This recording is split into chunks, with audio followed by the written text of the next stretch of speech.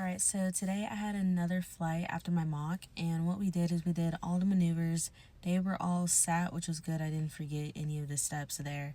Then we did the air start with the engine out. And so the biggest thing is just remembering to do the above 3,000 for the troubleshoot. And then when we're doing that, to actually make sure that we are at the altitude, and just because the field elevation is a little higher, so it's not exactly right at 4,000 if we're actually gonna feather the prop and cut off the mixture. And then for the air start, just making sure that if I'm not having to maintain altitude, to pitch my nose down just a little bit and increase that airspeed to 120 before I go. I believe it's mixture or prop full forward, and then like a 1/4 inch open on the throttle. But yeah, other than that, those all went well. And then I did an approach. My first approach was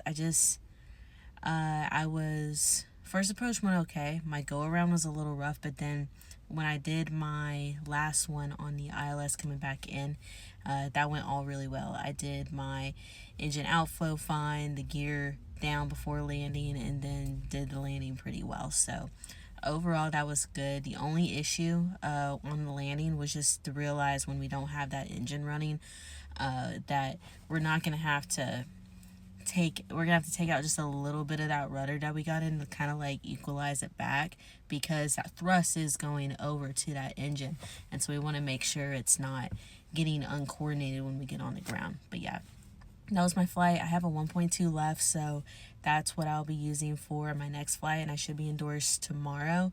Probably going to push it out another day so I have a little more time to get my ground knowledge up. But yeah, I guess I'll have my check ride later this week.